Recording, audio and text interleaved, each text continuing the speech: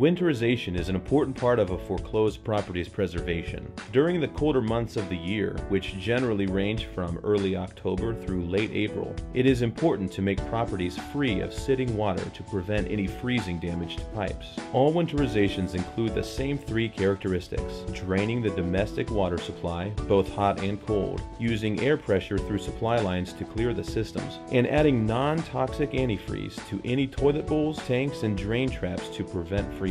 While there are multiple types of winterizations that can be performed on a property, a dry heat winterization is generally performed on properties that have a forced air heating system and are generally identified by a forced air furnace with air ducts for both hot and cold air. For a winterization to be completed, there are a few tools that you need to bring with you: extension cords, channel locks and wrenches, winterization stickers, zip ties, plastic wrap, a garden hose and buckets for draining, an air compressor and hose, antifreeze, a standalone pressure gauge, and a camera. You will need a generator in case electric service is not active. When choosing antifreeze, only non-toxic pink RV or marine antifreeze may be used. This is to prevent any contamination of the public water supply when the property is eventually de-winterized. Winterization stickers must always be used in a house that has been winterized. This is so anyone unfamiliar with the house knows that this house has been fully winterized, the water supply is off, and to not attempt to use any of the plumbing systems. Apply winterization stickers to the following areas throughout the house: the entry door, the water heater, the electric panel, the water meter, and any winterized fixtures including sinks, toilets, bathtubs and showers, and dishwasher if present.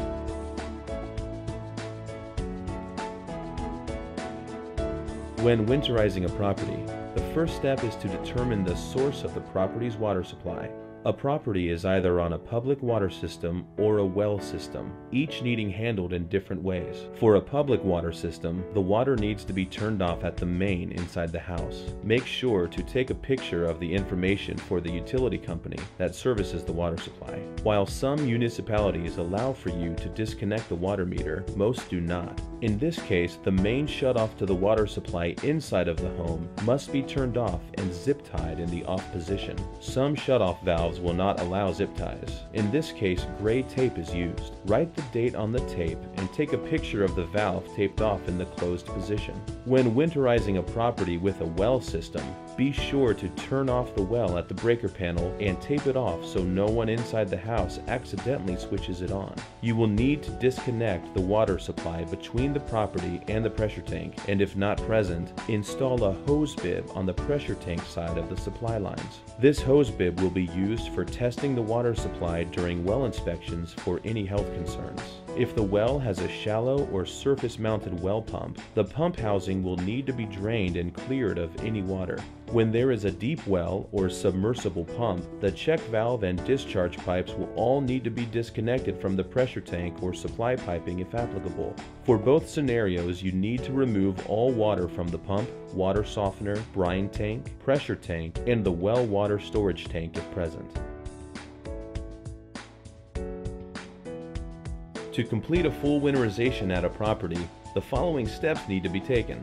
First, the water needs to be shut off at the property. Depending on the water supply system, you will either need to shut off and zip tie the main supply valve or disconnect the well pump and components. Once the water supply is cut off from the house, plug the supply line where the meter or well was disconnected on both sides with a cap. Connect the garden hose to the drain at the bottom of the water heater. Drain the water heater into a nearby floor drain or into buckets if one is not located at the property. Completely drain the water heater and any other fixtures, supply piping, or appliances that may hold water. Draining the supply piping is recommended through the water heater since it is typically the lowest point in a house and takes the longest to drain. You can also drain out of boiler drains at the washer hookup or even the house side of the water meter setting. Once the property is drained of all water, be sure to close all faucets and valves in the property. Hook up the standalone gauge, hose, and air compressor to an available valve or drain on the supply piping. Most commonly, the boiler drain drains at the washer box are used for the pressurization of the system,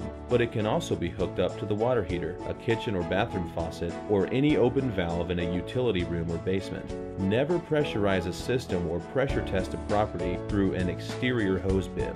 Most commonly, these are outfitted with frost-free check valves, which prevent water or air from going through. Clear the lines at 35 psi and make sure that all excess water is removed from the system. Never have more than one valve or faucet open at a time when pressurizing the system.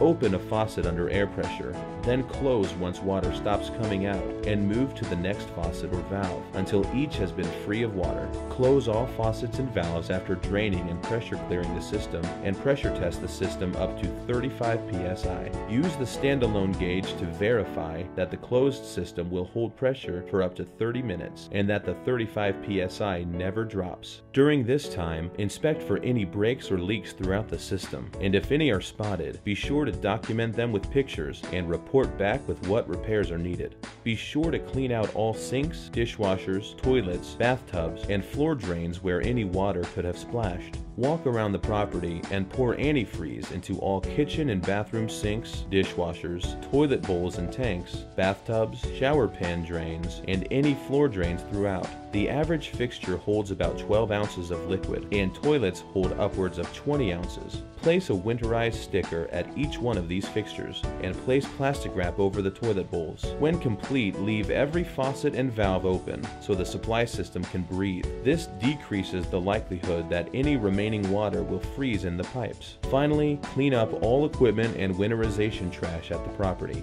Before leaving, be sure to turn off the gas at the main if applicable, and turn off all electrical breakers except for the main and sump pump breakers.